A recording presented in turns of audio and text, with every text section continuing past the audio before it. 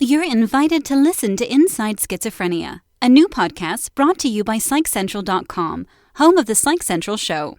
Enjoy.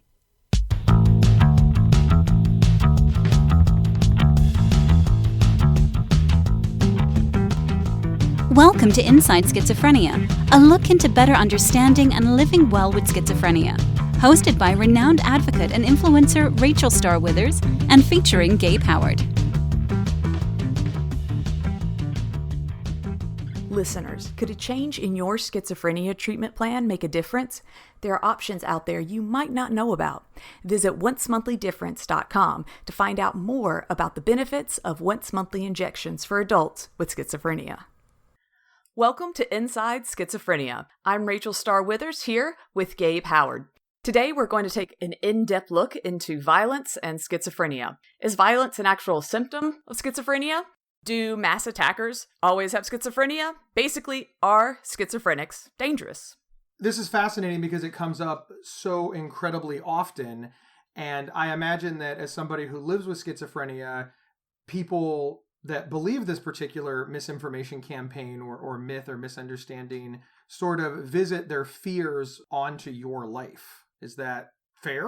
Yes. I'm very open about my schizophrenia, not just online and in podcasts, but everyday life. Okay, most people who meet me as far as more than once, not just random strangers, and I'm just screaming it out. But if you work with me, you probably know at some point. And I get a lot of different crazy questions. Some people have asked me well, do you see colors? And I'm like, yes, I'm not colorblind. That has nothing to do with schizophrenia at all. But the weirdest I've gotten that I've never quite understand why is, have you ever killed anyone? And do they just straight up, when they're asking questions about schizophrenia, do they come straight out and say, have you killed anyone? No, this is something they lead up to. It's like, okay, I've been I know her, and we're finally talking. I feel like I can finally ask this question. That would be offensive if I asked right away, but I've definitely been thinking about it for the past 3 weeks I've been working with her. So it's on their mind from the moment they find out that you have schizophrenia. I mean, when they find out about your illness, this is something that pops into their head almost instantly. I personally think so. And does it worry you? Is it a concern? To me, it doesn't worry me. I always like to turn it into a joke. People say, have you ever killed anyone? Not yet. I just like to just kind of pause there for a long time. Take a nice deep breath and slowly turn my gaze to them. It's great. But that's something that you have, of course, the privilege to do. Yes. I mean, so, yes. Just both by way of being, I'm trying not to say a tiny little white woman, but you know what I mean? You don't look physically imposing. Does that make sense? No, it does. If you were a giant man, if you were, yes, a giant African-American male, but if you weren't as articulate or funny or as approachable or as friendly, this kind of a stereotype would be, it could be really impactful to your ability to find work or a job or housing if they think that you're dangerous. Oh, absolutely. Yeah, people hear the word stigma and you always associate it with something bad. Okay, well, stigma must mean that everybody thinks schizophrenics are violent or have killed people. But I think a lot of it is also you just don't know anything. The unknown.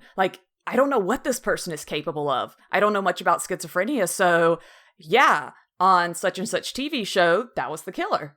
And that, I think, is more scary than anything. So you think that people are taking their ignorance, essentially, because they don't know if you are safe or unsafe? Yes. And it's one reason that I go out of my way to be so open about my schizophrenia. And that's a luxury that I have. Certain jobs, I can't go around saying that if I were to work. So I'm not saying everybody with a mental disorder should, just tell the world, hey, guess what? I mean, right now I'm working on this podcast with you, Gabe, Inside Schizophrenia. I don't think I would get fired if anyone found out I actually had schizophrenia. In this particular case, it was an advantage. Obviously, the show was looking for somebody who had a lot of knowledge about schizophrenia, somebody who was open to talking about schizophrenia, and somebody who was living publicly with schizophrenia. Do you believe, Rachel, that the people who think this are just mean, malicious people who just dislike you? You sort of alluded to the fact that you think that it's just all misunderstanding. I'm not going to say all of it's misunderstanding.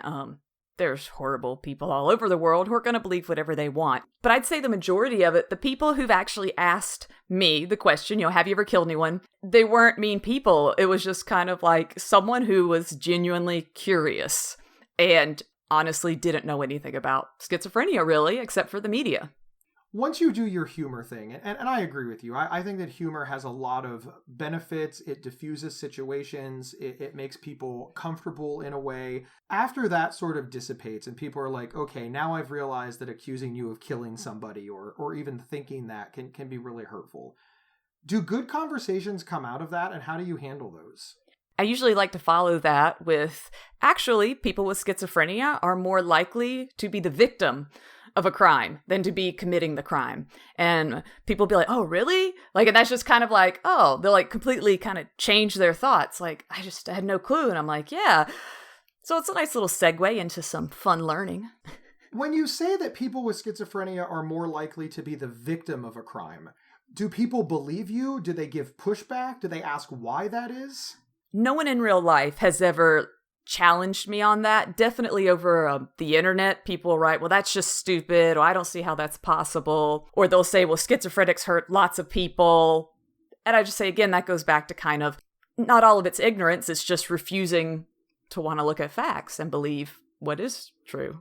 I think that everybody in America understands why comforting lies are better than uncomfortable truths in the short term. I would rather have somebody tell me that I'm completely right and I don't have to change. That's really, really easy. But of course, you can't grow and be open to new experiences. And the danger of believing these things about people with schizophrenia is that you may be avoiding a diagnosis yourself. Because after all, if you believe that all people with schizophrenia are violent and you think that you might have it, you're thinking to yourself, I'm not violent, therefore I don't have to go get help. You could think this about a loved one.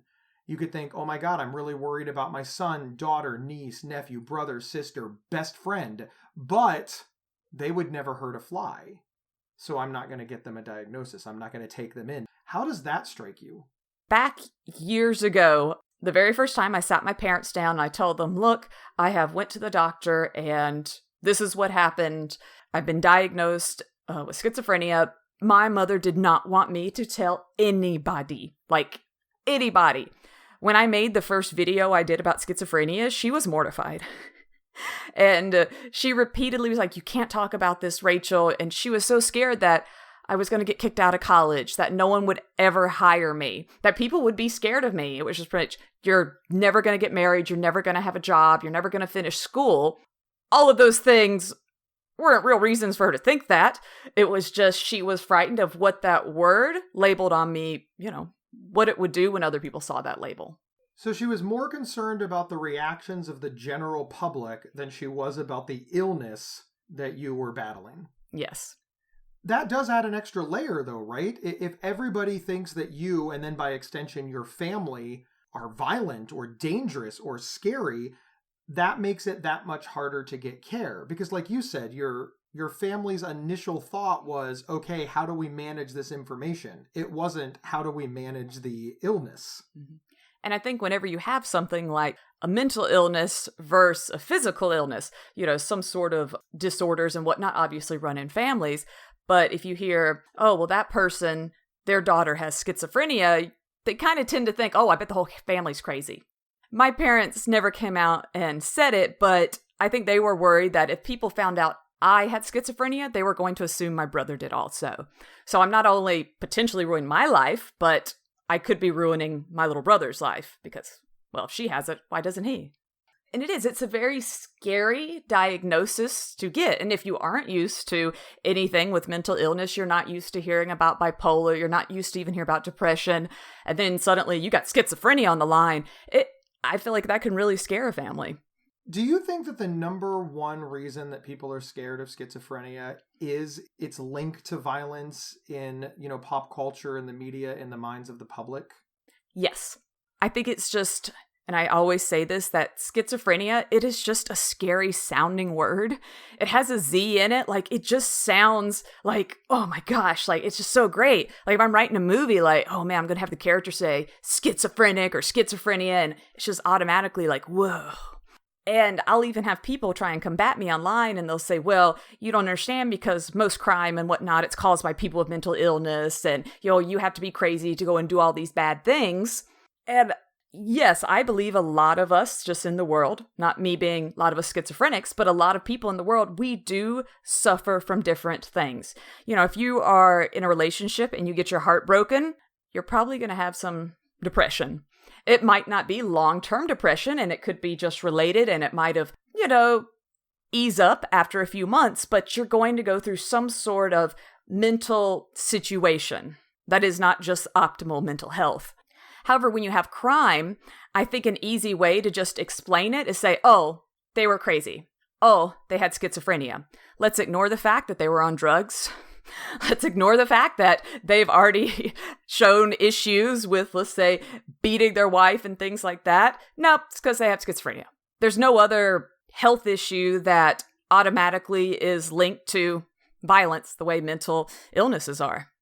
I have often postulated that one of the reasons that people are so quick to believe this is because extreme violence, I mean, your mass shootings, your even just murder in general, it is so far outside of the realm of what a typical person is comfortable doing.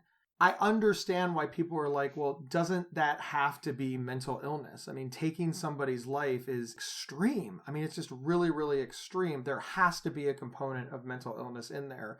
But that's not actually what we're talking about here. We're talking about, does schizophrenia make you kill people? Does it make you hurt people? Is there something innate about the illness that violence is a likely outcome?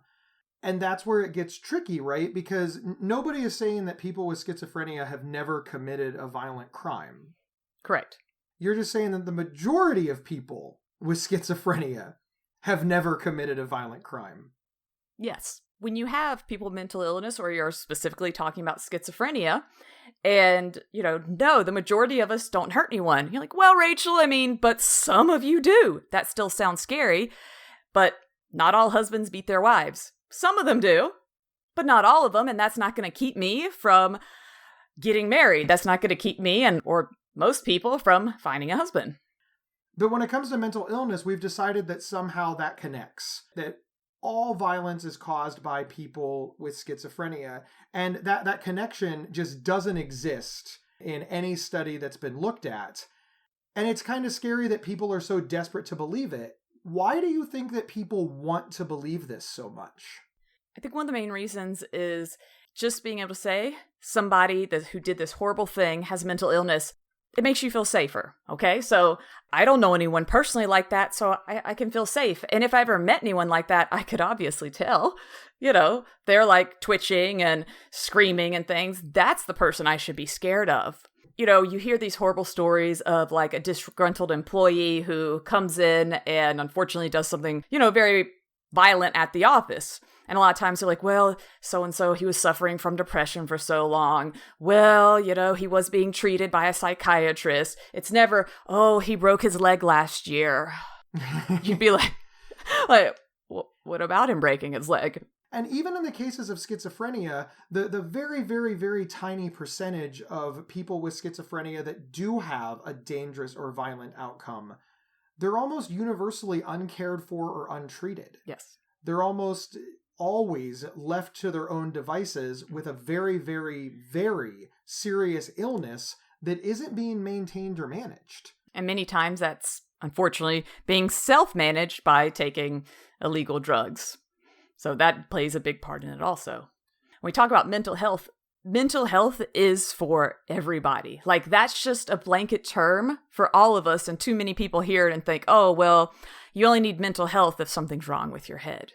And it's not. It's working too much, that work-life balance with your family. It's being able to enjoy being out with people. Like, mental health is so many things. It's not just dealing with disorders. But to bring it back around to schizophrenia, another thing that comes up a lot is that people say that people with schizophrenia are trying to get away with the bad things that they do. And this always sort of devolves into a guilty by not reason of insanity defense. That we can't trust people with schizophrenia because, after all, even if they severely hurt, attack, maim, whatever somebody, they'll just be set loose tomorrow because they'll plead not guilty by reason of insanity. And that's why we have to crack down on this problem.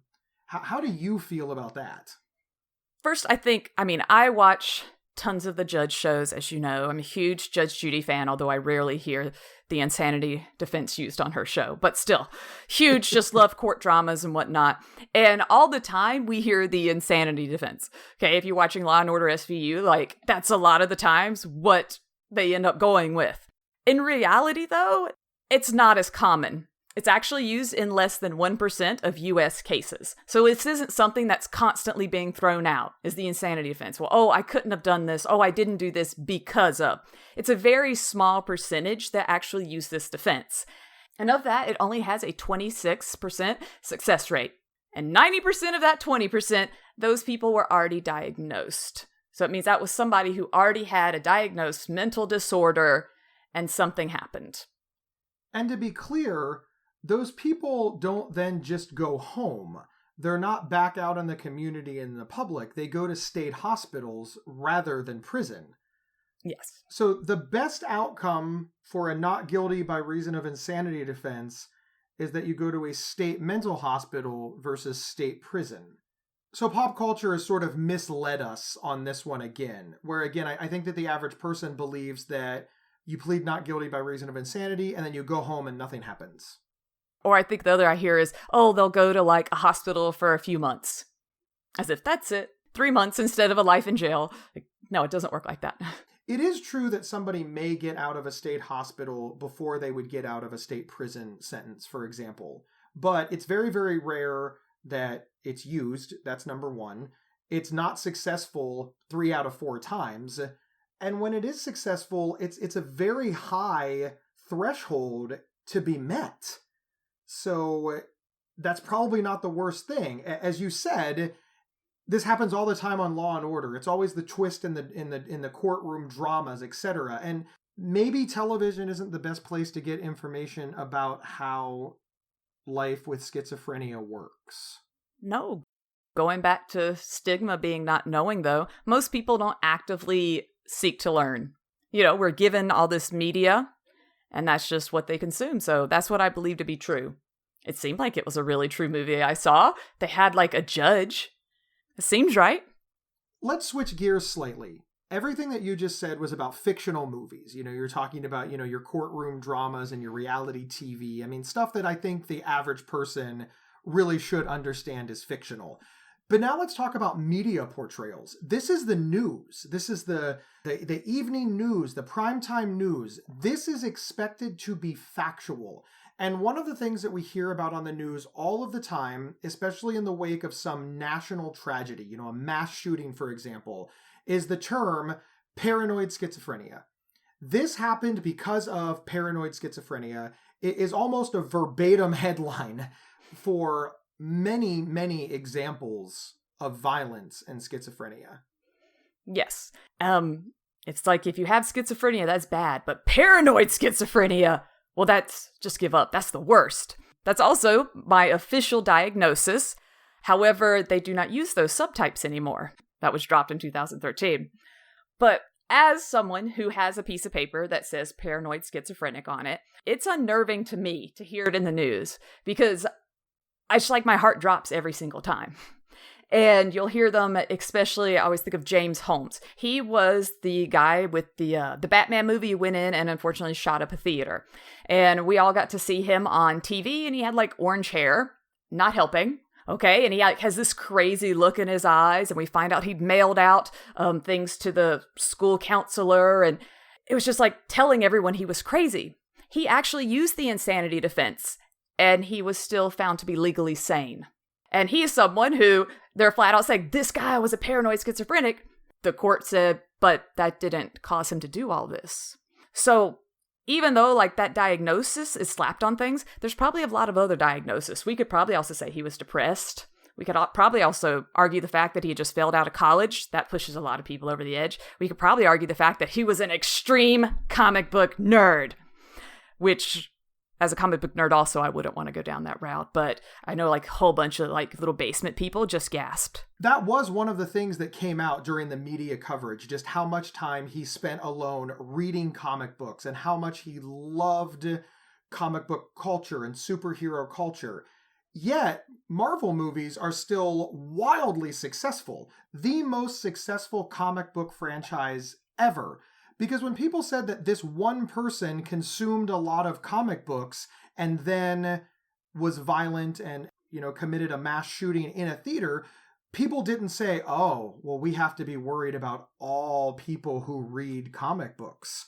No, people understood that that was this person's story, not everybody's story. Again, it's not the same way people think about schizophrenia. And as you said, schizophrenia, it sounds like a scary word.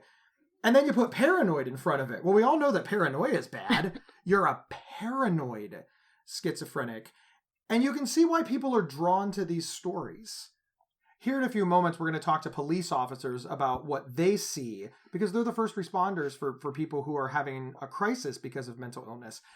How do you think that their comments are going to line up with how you feel? And as a person who lives with schizophrenia, how do you feel about the police, knowing that in general, society is blaming people with schizophrenia for large amounts of violence? Well, first, I do want to make it known, if you weren't sure, that I am a white female. I'm 5'7", so taller than some women, but yeah, not like freakishly towering over everybody. And all of my encounters with police, for the most part, have really been good. I've never had the police called on me over any issues. The only time I've called the police have been situations where things have happened. Twice when someone was having a heart attack in front of me and I called 911 and they were not coming for me. They were immediately rushing in to save the guy both times. So it's hard for me to kind of fully express how I feel because I know so many other people have different interactions with the police. And I'm very lucky that I have not been in situations where, no one called the police on me and said, hey, there's this crazy girl outside my house and she's screaming up to the sky. My grandfather had Alzheimer's and the neighbor, we realized how bad it was, the neighbor called her boyfriend who was away at work and said, I'm really scared. There's an old man out here and he's screaming at the house and he wants us to turn the lights on to the night sky. And she was terrified. And we're just very blessed that she called her boyfriend and the boyfriend immediately called us as opposed to calling police. And I can only imagine if they would have pulled up on my grandfather out there, not understanding that the lights aren't off. It's just nighttime. And we were able to calm him down. I know people rolling up to him as police officers would not have calmed him down. He's a 90-year-old World War II veteran. I imagine he would have dove in there, fists up, swinging. So I don't want to just be like, oh, well, it's going to be great for everybody because it's not. And I personally have not had a situation where I've been at, let's go with receiving end of the police being called on me. Please pay attention to this information from our sponsor. It can sometimes feel like another schizophrenia episode is just around the corner. In fact, a study found that patients had an average of 9 episodes in less than 6 years. However, there's a treatment plan option that can help delay another episode, a once-monthly injection for adults with schizophrenia. If delaying another episode sounds like it could make a difference for you or your loved one, learn more about treating schizophrenia with once-monthly injections at oncemonthly.difference.com. That's oncemonthly.difference.com. Thank you for listening to our sponsor's message, and we're back talking about violence and schizophrenia. Rachel, before we bring on our guest, I just have one big question to ask you. Have you ever been violent because of schizophrenia? I have been violent. I have not ever been violent because of my schizophrenia. The closest I would say that had to do with my schizophrenia was, as a teenager, me getting just upset, not really understanding what was going on, and my father trying to control me and not physically harm me in any way, but yes, trying to physically control me, like kind of grabbing me and me thrashing and becoming violent towards him at that moment. Again, not physical abuse really on either side, but it was just like me reacting to him grabbing me, trying to control me, where I was, moving erratically, screaming, At the time, he thought that's what he needed to do, and then I flipped out even more. Those are the only times I can think of in my life where the schizophrenia and the violence was connected at all. I'm real big into boxing. I have an incredible amateur competitive rate of 0-1. But I don't think when people consider violence, they consider combat sports the type of violence that we're talking about. Yes. I know that you also wrestle alligators and you're a stunt woman and you set yourself on fire. And I understand that you can make an argument that those are violent acts, I suppose. But I mean, sincerely, have you ever flipped out at a mall? Have you ever started throwing things at people? Have you ever attacked a stranger? Have you ever been unable to control your own body in a way that was physically dangerous to those around you? I have not. No, I'm 33 years old, and it's never been an issue for me, and I don't foresee it becoming an issue with me. For our guest today, we are excited to have Senior Police Officer Rebecca Skillern.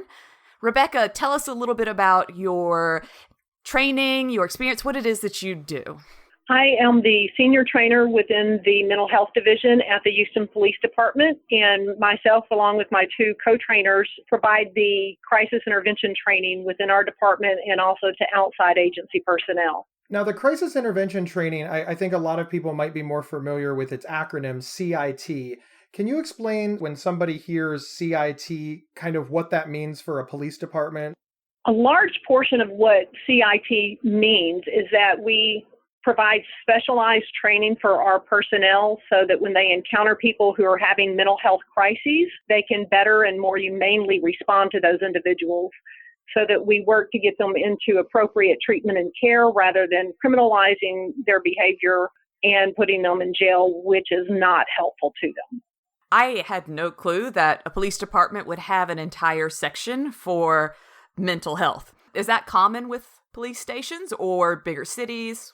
It is, I wouldn't say common, but it is becoming more common. It is something that's been in the making within our police department for going on 3 decades now. And it's something that we have built over the course of time. It certainly didn't happen overnight. It's something that smaller agencies are still working to establish. And a lot of agencies, both within Texas and outside of Texas, are working to establish mental health units or sections within their departments to better respond and to also train their officers and other personnel so that they can keep them safer when they respond to these situations.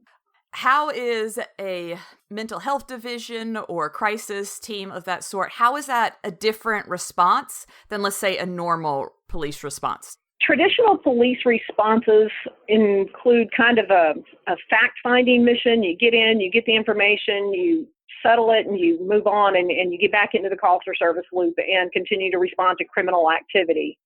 We work in a different world today where there are a lot of other elements that do not or should not involve making arrests. When people go into crisis, for instance, people don't pick up the phone and call their therapist. They pick up the phone and call 911. You know, if a family member is losing control and they've been diagnosed with a serious mental illness, even sometimes when they've not yet been diagnosed. But when things are getting out of hand, people are calling 911. They're not calling the local mental health authority. They're not calling the person's psychiatrist. They're calling the police because they're scared and they want help. What we're doing with crisis intervention is we're training police officers to better be able to recognize those situations for what they truly are. And in essence, we refer to it as officer safety training because with officers being more educated about what they're dealing with, they are able to remain safer. They are also able to better de-escalate the situations and get the people who are in crisis into appropriate care and treatment rather than putting them in jail. One of the things that you said is that you're working to help decriminalize mental illness, but you are still the police force. So I think it creates maybe some confusion in the community that, hey, if the police are coming and somebody has mental illness, ipso facto, mental illness is criminal behavior. Can you kind of talk about that a little bit? Because I know that the public can be very confused about what it means to live with mental illness. The public is very confused about what it is or what it is like to live with mental illness. Many of the people who have mental illness live their lives every day. They're managing their illness and they are doing what they need to do to take care of themselves, and there's not a problem. Where it becomes a problem where law enforcement gets involved is when they're not able to manage it as well as some of their counterparts, and people get scared. The bottom line with law enforcement is we're here to protect and serve. It's not just about making arrests. It's sometimes protecting people from themselves, sometimes protecting people from their family members. We do get called when people go into crisis, and we do respond to those situations because we are trying to protect the community. We're trying to protect individuals from self-injurious kinds of behaviors as well. And so we do get called for things like that, and we do respond to things like that. And we want officers to be better capable of handling those situations and to verbally de-escalate rather than having to engage in like hand-to-hand combat with people. We want them to be able to use their verbal skills. We also want them to be able to identify situations where they can get someone into a treatment regimen rather than into the criminal justice system. It takes a lot more and is much less economically responsible to try to treat someone in the criminal justice system than it would take or be to treat someone within the community. Okay. I love that answer. Awesome. Yeah, thank you. I have a question. I do have schizophrenia. That is what this whole podcast is about. And I have different, yes, I have depressive types episodes that I go through, psychotic episodes. So let's say that I'm scared I'm going to hurt myself, or I'm scared I might, hurt somebody else. And it's a pretty intense feeling. And what would you suggest I do right away? What is my protocol for how I should react? If you are in imminent danger of hurting yourself or someone else, I would suggest that you call 911 and that you ask for a crisis intervention trained officer to respond to you. I would also encourage you to make sure that you are not near any kind of weapons, and would want to make sure that when you do, you let them know what you're wearing, that you don't have any weapons, that you respond well to, if you respond well to a certain kind of approach, let them know that as well. If you don't respond well to a certain kind of approach, let the call taker know that. I need someone to come out here who's not going to use loud voices, is someone who's going to be able to be calm. Someone who's trained in crisis intervention would be ideal. I don't have any weapons, but I am having thoughts of hurting myself and or someone else, and I need help. Okay. When I was reading about the training and what you all do as far as like telling people how to prepare, I guess, for the police coming, was Right. One said turn on all the lights in the house. Yeah. I just thought that never occurred to me to do that. But yeah, I could see that being really important because I'm usually creeping around in the dark, unfortunately. I have the lights low, and I don't know, that just had never occurred to me. I thought that was interesting. Right. Have the lights on. Make sure if you have any pets that you have them secured so the officers aren't going to have to contend with that. It would also be important to make sure that you don't run up to the officers, and that when the officers approach, they can see your hands so that they can make sure that there aren't any weapons in your hands and feel confident with that. It's sometimes easier said than done when you tell someone to please stay calm, especially if they're actively hallucinating and delusional. A lot of times there will be a theme with people who experience psychosis that the government is out to get them. It's real important to reassure yourself they're here to help, they're here to help, they're here to help, and to repeat that out loud to them sometimes too. Because officers, like anybody else, are human beings, and they may become reactive if they're caught off guard. I understand you're here to help. Here's what I need. Here's what's going on. Please help me because I don't want to act on this. I don't want to do anything, but this is what I'm thinking. This is what I'm feeling. So just to be forthright with what there is, and also to identify if you have a diagnosis, to say, I have a diagnosis, and this is the medication I'm supposed to be taking, and hopefully they will ask questions like, when was the last time you had your medication? Have you had any breakthrough symptoms? Hopefully they will have been through the training and know the follow-up questions to go through as well. But if they don't, be prepared to offer that information, even if you're not asked. I really like, of course, all of this information, and I think it's all very, very helpful. But as you kind of alluded to, it's going to be a tall order for somebody who's in crisis, hallucinating and experiencing symptoms that are so intense that, they needed to call 911. So it sounds like this involves training, maybe the people that you live with or your family or your friends or your support staff. Do you have any advice for how somebody living with schizophrenia can help their loved ones understand that it would be very beneficial that if they do need to call 911, they say all of those things other than listening to this podcast? Right. We actually, at the Houston Police Department, we worked with our local mental health authority, and we put together a mental health emergency assistance guide, which is a one-page form. One side is English, one side is Spanish. And it gives basic information like this with contact numbers, but it also says when calling 911, here's what you should do. And when law enforcement arrives, here's what you should do. The other piece is that I would highly recommend that family members be part of the treatment team, be part of that support system, learn about the illness, attend NAMI, attend the family-to-family meetings, to become educated themselves, because oftentimes family members can be the biggest hindrance to getting the person help.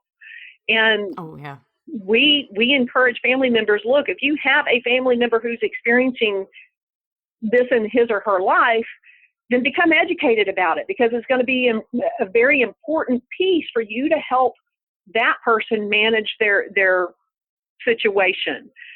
Help your family member by becoming educated, by knowing what to say when you call and ask for help, by even the individual, him or herself, can write the basic information down on a piece of paper so that if they do go into crisis and a person, comes to respond to a call, a law enforcement officer responds to the call, they can hand them that piece of paper. They may not be able to communicate exactly what's going on with them in that moment in time, but if they have that piece of paper, they can hand it to them and say, here, read this, and it'll give the officer some information about what might be going on with the person. Got it. So Thank you. in our society, unfortunately, the term schizophrenia gets kind of thrown around a lot on people who necessarily don't have it. We have all the issues, obviously, with school shooters and different things, and then everybody who's ever taken a psychology class suddenly can diagnose people. Looking at all of that, I say in the media in general, it's made people really scared of the word schizophrenia and hearing that somebody has it. Do you think, with all of your training, that schizophrenics are responsible for just all of this violence in society? Absolutely not. In fact, that's one of the biggest misnomers and one of the biggest things that kind of drives the stigma associated with mental illness is that people don't know. In fact, they're ignorant. But ignorance is something we can educate and get rid of. People with mental illness are no more likely to be violent than the average person. In fact, statistics show that people with mental illness are probably more likely to be victimized rather than perpetrators of crime. The stigma is one of the many things we work to try to educate amongst our law enforcement personnel so that we get rid of some of those false beliefs. They're false beliefs not based on fact. Thinking that people with mental illness are more violent than the average person is just something that's clearly someone not being educated. The media does not do justice to mental illness because they do often portray people with mental illness to be much different than what the reality is. You look at movies like Split or Shutter Island or something like that, and people get this idea that someone with schizophrenia, it has to be completely out of it in order to be diagnosed with schizophrenia, when that is just certainly not the case.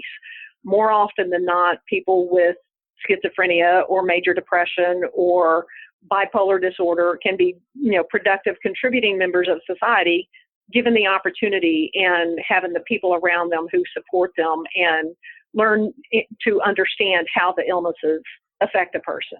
Awesome. Thank you very much for that response. That's wonderful. Thank you. So I don't live in Houston. How do I find out about my local law enforcement agency's protocol when it comes to a mental health crisis? I would recommend calling them.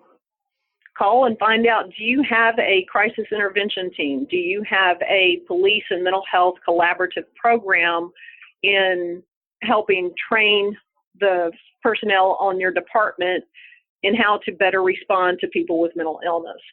Is there a PMHC, in essence? Is there a police mental health collaborative? Do your officers receive something beyond the basic mandated training, or is it optional, or is it mandatory for them to get fully trained in crisis intervention so that they can offer a more humane response to people who are living with mental illness? Okay, wonderful. awesome. I really like what you said about, listen, the police are there to serve and protect, not just to, track down criminals or arrest people. They're there to help people who are in need. And that goes along with that. If you have a question about your local police force, we should be empowered to call up and ask the question, ask about CIT, ask about mental health training, ask about the things that we need. And if they don't have it in your area, advocate for those services, because it's probably you found that it's been vital and helpful in Houston. Absolutely. And it's a strong selling point to law enforcement agencies to help them understand that it's just as much about officer safety as it is about keeping those in our community safe. Having the training so that an officer is better capable of understanding and identifying what they're dealing with when they encounter someone is priceless. Having that available to your personnel, which keeps them from encountering situations, full force, hands-on, straight off the bat, and instead teaching them verbal de-escalation skills and how to pay attention to the signs and symptoms that may be vividly present that they don't recognize or they don't understand. Because mental health is not traditional for law enforcement training.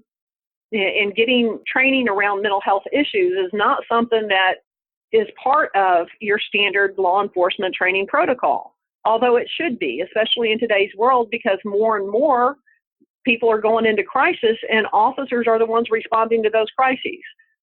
And it's much better if they go in knowing what they're dealing with than if they go in cold turkey, not understanding it and just see it as a fight. Got it. Well, I definitely have to thank you so much for coming and talking on our podcast today. Very awesome information. And it's really nice to know from somebody who has a serious mental health disorder. It's nice to know that there are people working in the police department trying to, I don't want to say learn more about me, but, learn the best ways to address these different kind of crises that might come up. Right. Well, Rachel, I want to applaud you as well, because you represent a very large portion of our community. It's not just you. 1 in 4 people will experience some form of mental illness at some point within their lives. You're not just a small portion or a token portion of our community. You are our community as well. Awesome. Wonderful. Made me feel all warm and fuzzy. Thank you. You should, Rachel. You are incredible. Thank you so much for being here and agreeing to do this and helping to get the word out. We really appreciate you so much for coming and talking with us today. It's so rare that you get to talk to a law enforcement official like this and really kind of learn the other side of things. So thank you so much. That was really great for them to come on here and talk with us, really giving us a side to the police and how they operate that you normally don't get to see or know about. It is true that a lot of people living with schizophrenia a lot of people living with mental illness feel fearful of the police. So it's wonderful when, people like Officer Rebecca can help us and talk to us and give us information so that both sides can get what they want, which is for all of us to be safe. Which kind of leads me to a question that I have for you, Rachel. We talked about what police officers really need and want so that police officers can feel safe and get the best outcome. Great information. But as the person living with schizophrenia, what do you want to have happen? I mean, other than the police not need to be called, but the police need to be called. A crisis has occurred and you're involved, Rachel. So you can only answer from yourself. Mm-hmm. What do you want? What do you want to have happen? For me, watching various, we have so many people now that whenever there is a police altercation, there's someone somewhere filming it. Whether we're saying, someone's chest cam or a police officer or just someone standing by filming the situation. And a lot of the ones that I've watched online, I feel like that the officers come off very aggressive right off the start. Whereas if you're already kind of mentally off, and if you can tell this person may be causing a disruption, but they aren't like they don't have a gun or a knife, they're not actively hurting anybody, is to come up a little bit calmer. I know that whenever I'm mentally off, everything is more intense. So if you get mad at me, I'm going to think it's like 10 times worse than it is. If you're hollering at me, it's almost like I can't take the noise, is so loud. And I kind of freak out. When I was a teenager, it was just everything would become too much. And I would be hallucinating, I would be getting confused, and my dad would get, angry, not understanding this, and again, grab me. But everything was just too intense, so I would just react. So a lot of it is just knowing to interact with somebody who is in a psychotic episode or a mental health crisis calmly, doing your best to stay calm. You're really a big proponent of de-escalation. Yes, I'd much rather have someone calm me down, kind of back off away from me even, but just kind of let the situation calm, even maybe let it, I don't want to say get it out of my system, because we're not talking about a violent situation getting out of my system, but just that energy, okay, and letting everything calm down for a second. And to me, I usually, once everything else is calm, I, slowly start to kind of chill out too, and okay, no one's trying to hurt me, I'm safe. And if you're out there and you're thinking and you don't have schizophrenia or a mental disorder, you might be like, well, Rachel, you should have known you were safe or whatever. But no, a lot of times I have my hallucinations. I'm seeing very scary things. I'm hearing very confusing things. And I don't necessarily know that I'm safe. And if on top of that, I got someone trying to grab me, it's horrifying. So just being able to do whatever you can to just calm the situation, it works great. It's an interesting point that you just sort of raised there, where you said, I'm not calm. I'm not in my right mind. I'm in crisis because of schizophrenia. And then I have somebody try to grab me. Your exact words were, somebody tried to grab me. With everything that's going on, you might just think that you're in danger. You might not realize that it's a police officer. You might not realize that it's somebody who's trying to help you.